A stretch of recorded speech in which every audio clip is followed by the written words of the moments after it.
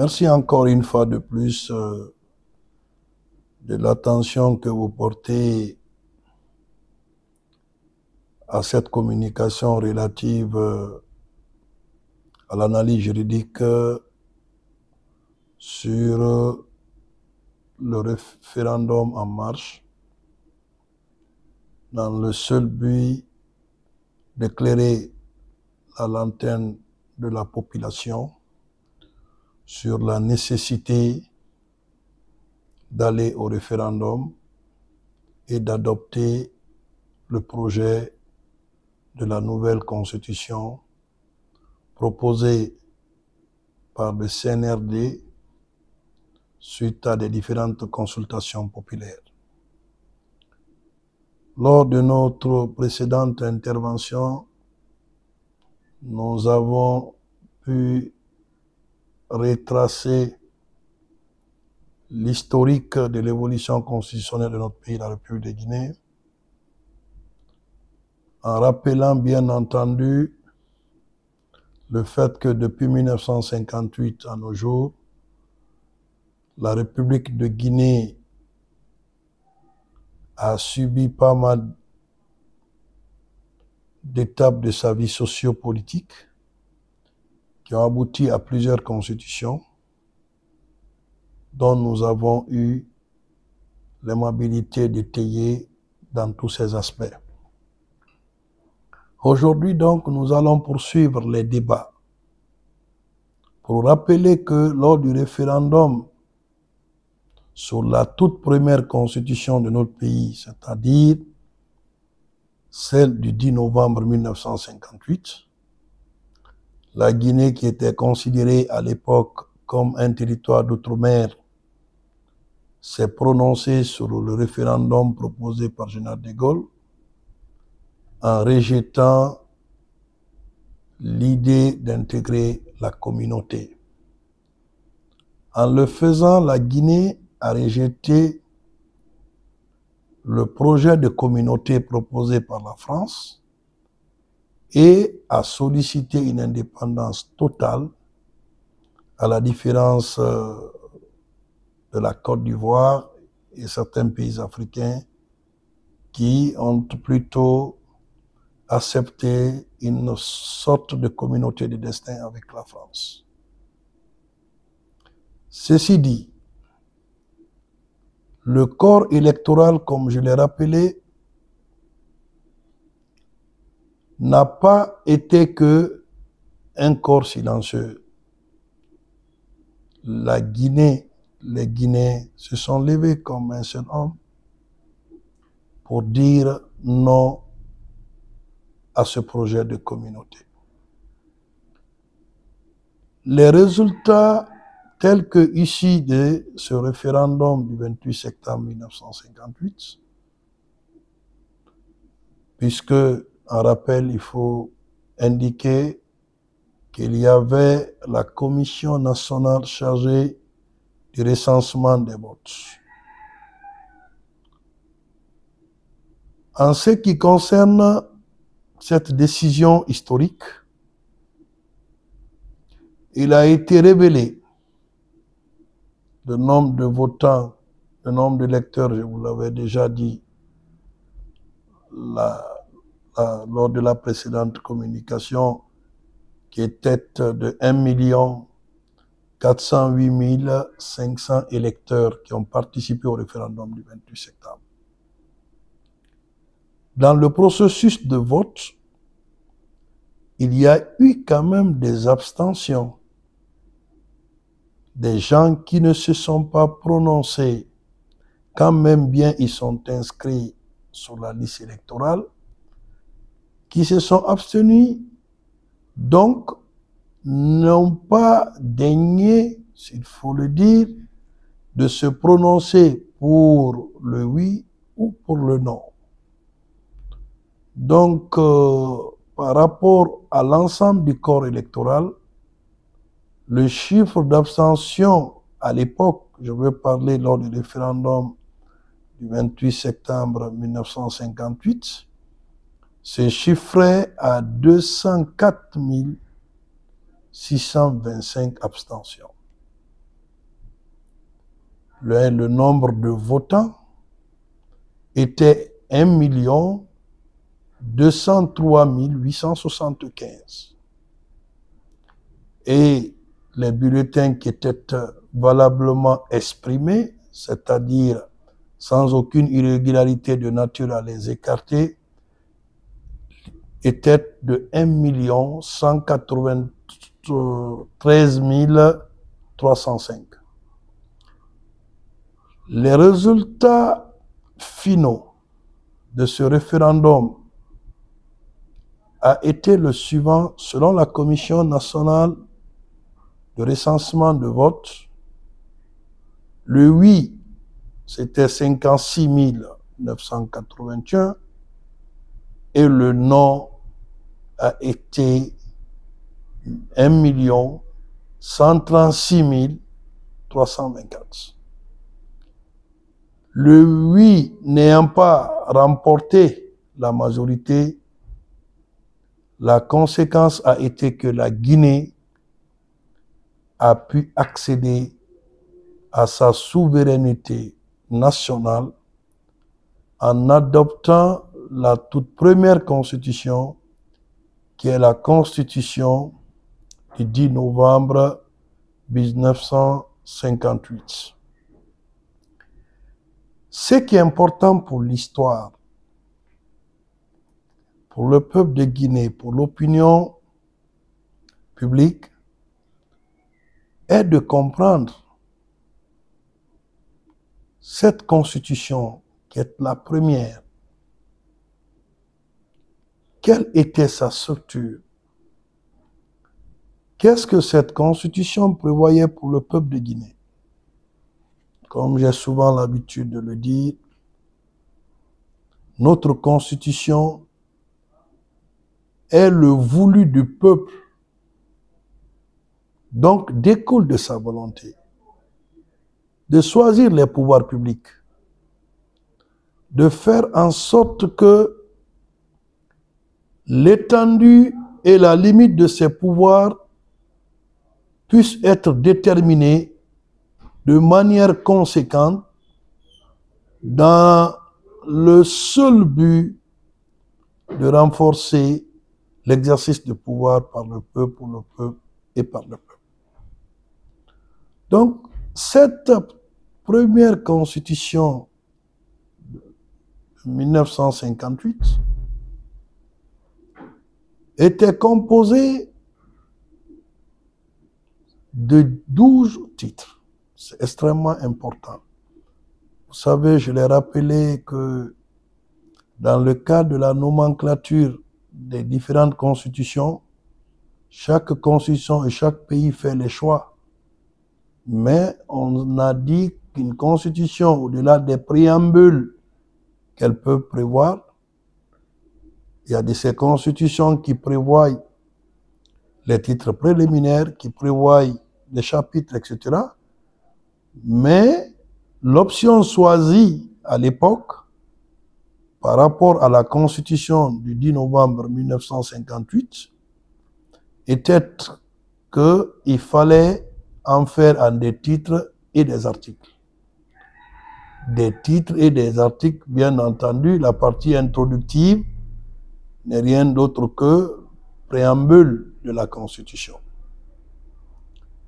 Donc, le premier titre de cette Constitution du 10 novembre 1958 portait sur la souveraineté,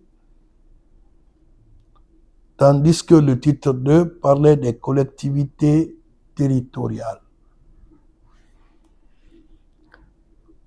Au-delà du titre 2, il y avait également le titre 3 qui prévoyait l'organe législatif.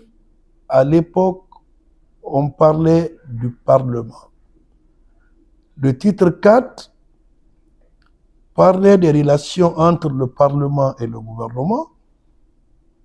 Le titre 5 parlait du chef de l'État, donc le président de la République.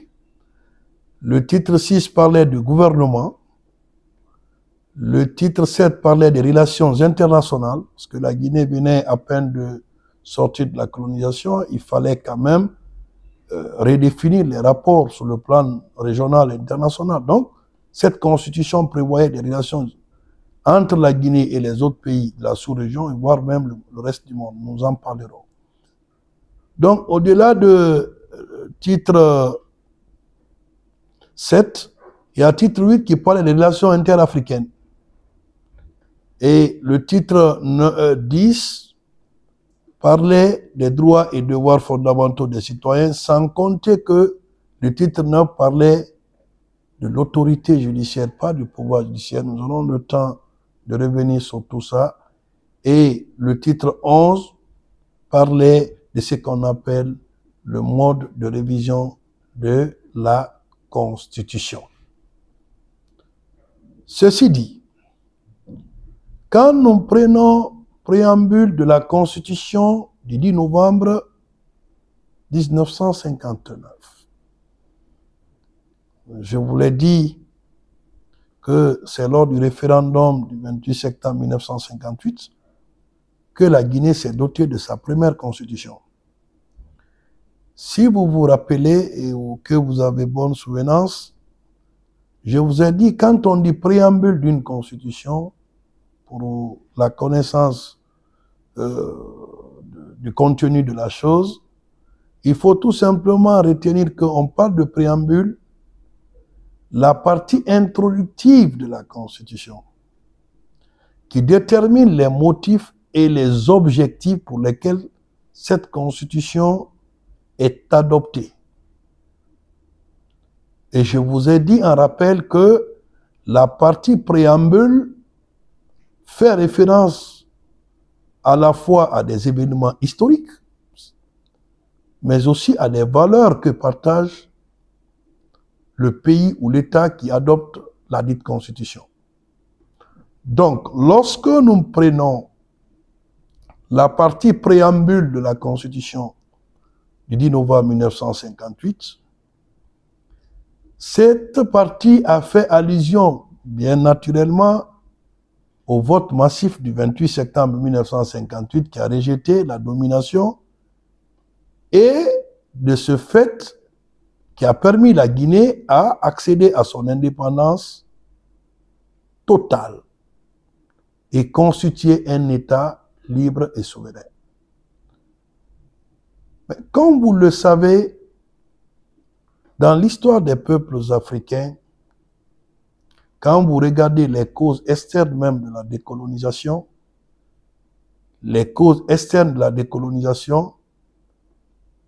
vous verrez que la tribune des Nations Unies a été un lieu pour les peuples, d'exprimer leur opinion.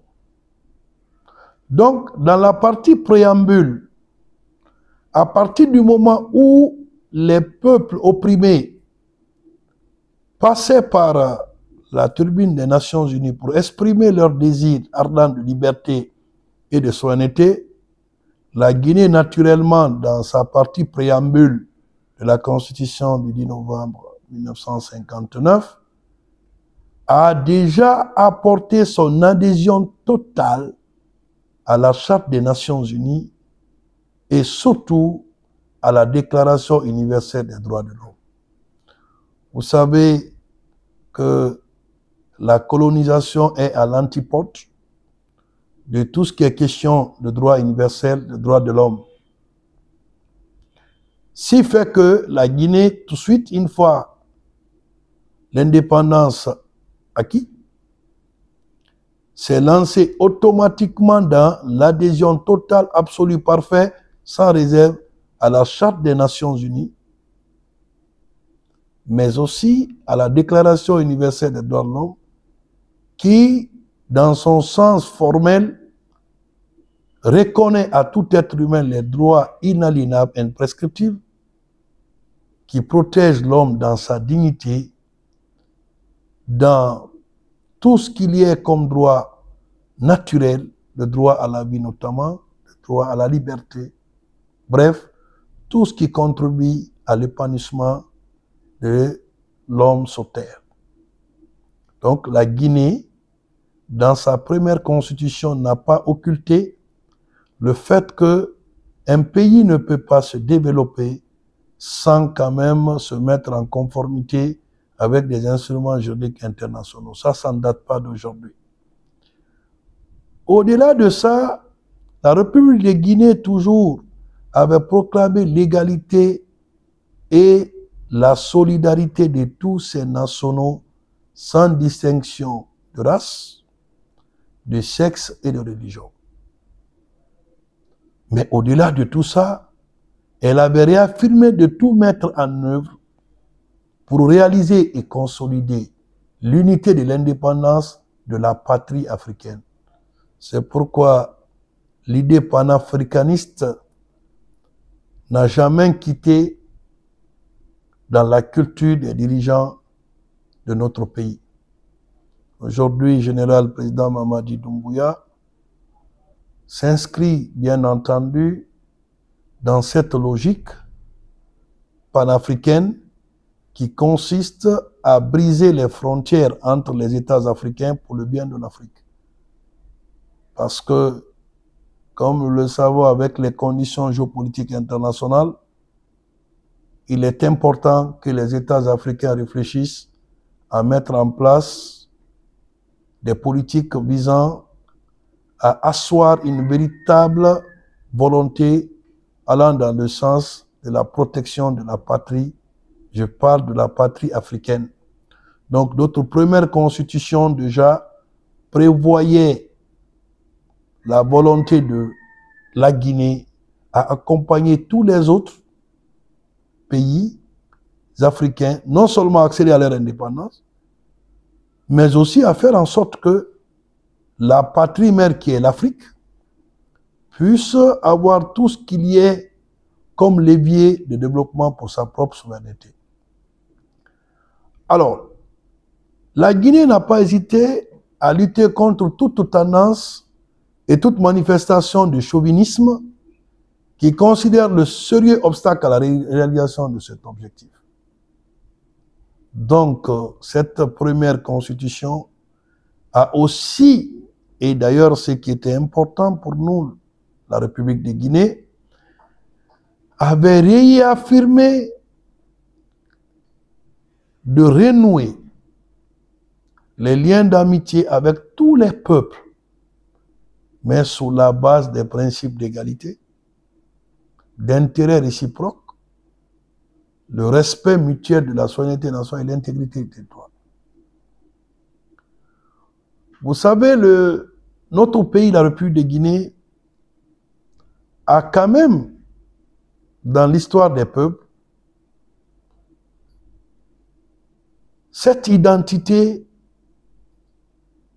nationaliste qui vise à défendre les intérêts supérieurs des États. À partir du moment où on a pu accéder à notre indépendance, à notre souveraineté, à notre liberté, la Guinée s'était engagée à nouer toutes les relations d'amitié avec tous les États du monde, mais sous la base des principes d'égalité, sous la base des principes d'intérêt réciproque et surtout le respect mutuel. C'est la raison pour laquelle nous le disons haut et fort, que le simple fait pour nous d'accéder à notre souveraineté a été la première condition sine qua non pour amorcer tout élan de développement de notre pays. Un État qui est soumis, exploité, ne peut pas déterminer ses institutions favorisant son propre développement. Ceci dit, il faut rappeler que dans la phase préambule, la République de Guinée à l'époque avait aussi, sans réserve, soutenu la politique tendant à la création des États-Unis d'Afrique,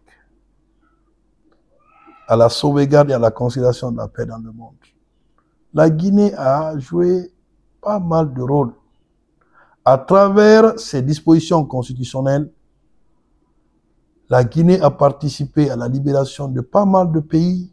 Quand vous prenez l'Angola, pour n'en citer que cet exemple, mais dans les autres pays du monde, vous avez vu que la Guinée a joué un rôle de premier plan avec l'apport constant de feu Ahmed Sékou Touré, qui est le père de l'indépendance guinéenne.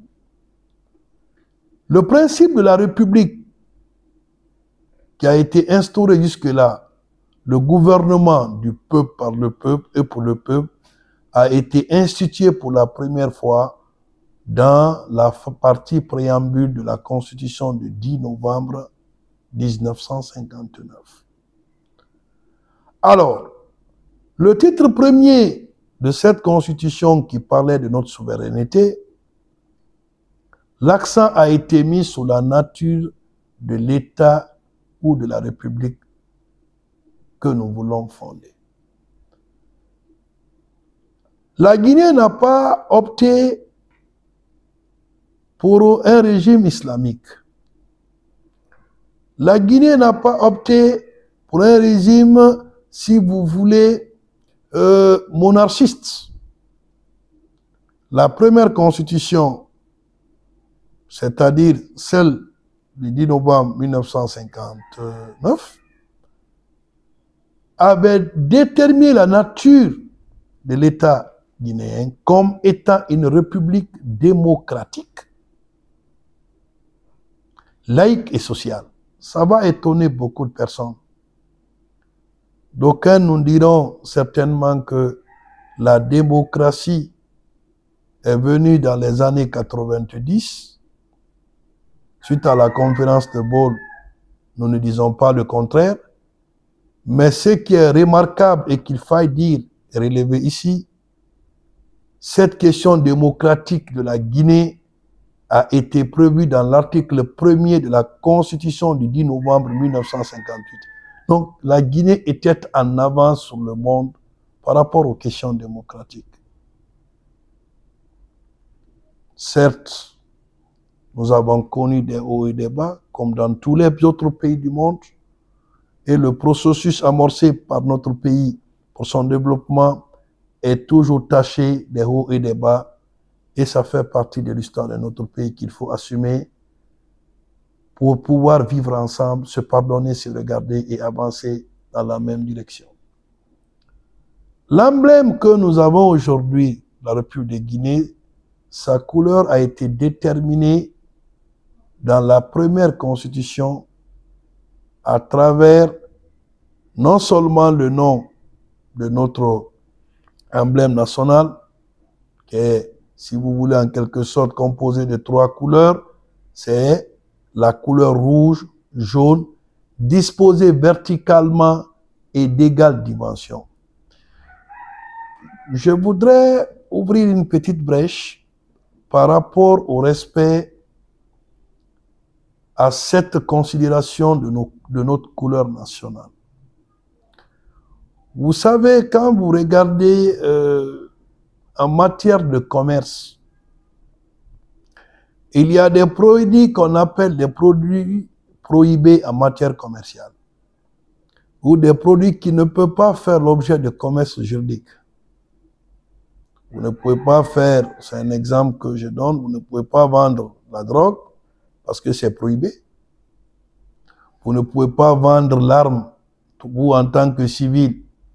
On sait que les questions d'armes sont réglementées et il faut quand même se référer à ça pour ne pas que vous tombez sous le coup de la loi.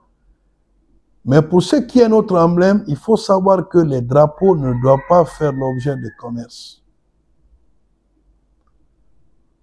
Je sais que ça peut faire l'objet encore de débats, mais c'est important sur le plan juridique. Le drapeau ne peut pas faire l'objet de commerce juridique parce que le drapeau représente le symbole de la souveraineté. On ne peut pas commercialiser le symbole de la souveraineté. C'est bien quand même lors des manifestations culturelles, pour une question de montrer notre fierté nationale. On voit quand même nos mères, nos frères et tout le monde, quand même la population arborer la couleur nationale. Mais il sera important de rappeler que il n'est pas interdit de porter les symboles de la République. Mais il faut respecter le cadre légal. Les trois couleurs, on vous a dit, sont disposées de manière verticale et d'égale dimension.